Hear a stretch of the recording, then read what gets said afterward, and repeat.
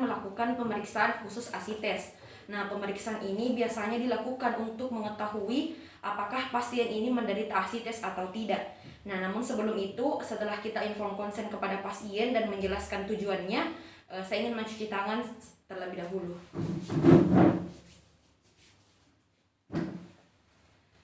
Baik, di sini saya sudah mencuci tangan. Kita akan langsung melakukan pemeriksaan khusus ASI tes ini. Nah, pemeriksaan kali ini kita lakukan dengan 3 tes. Yang pertama ada Paddle-SAI, di mana Paddle-SAI ini kita lakukan untuk mengetahui apakah pasien ini mengalami ASI tes ataupun tidak.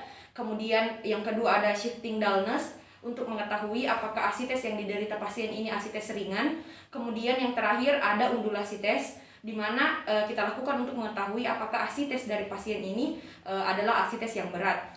Baik, mungkin langsung saja. Di sini kita langsung melakukan pemeriksaan shifting dullness. Nah, di sini pertama kita tentukan dulu middle abdomen dari pasien atau bagian tengah dari abdomen pasien.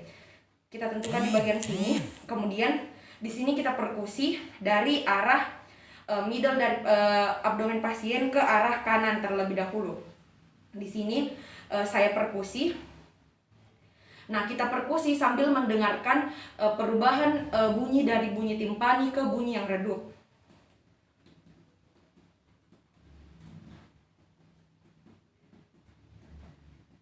Baik, setelah itu kita minta pasien untuk berbaring ke kiri untuk mengetahui perubahan bunyi timpani ke redup di sebelah lateral.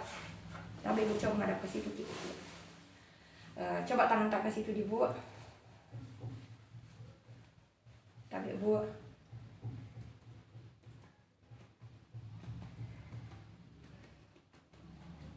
Baik Bu, bisa baring lagi Bu. Baik, di sini kita lihat bahwasanya kita memperhatikan ada tidaknya perubahan bunyi dari timpani ke redup. Nah, apabila terdapat perubahan bunyi dari timpani ke redup, maka hal itu dihasilkan hasil positif di pemeriksaan shifting dullness. Nah, kita lakukan di sisi yang satunya juga. Tapi Ibu. Baik, kita minta pasien untuk berbaring ke arah kanan. Tapi Ibu. Oke. Kita perkusi ke arah lateral juga dan memeriksa ada tidaknya perubahan bunyi dari bunyi timpani ke bunyi yang redup. Bisa baring lagi Bu. Baik, setelah kita interpretasikan, kemudian kita pindah ke undulasi tes. Nah, pada undulasi tes ini kita lakukan dengan cara mengambil salah satu tangan pemeriksa atau tangan pasien sebagai penanda di bagian tengah dari abdomen atau mid abdomen. Di sini saya menggunakan tangan dari pasien, tapi Ibu. Di sini kita letakkan secara vertikal tangannya.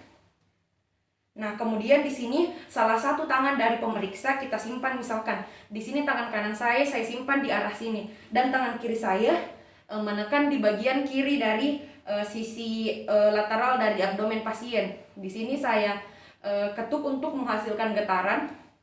Kemudian di sini kita perhatikan gelombang yang dihasilkan dari cairan yang ada di abdomen dari pasien.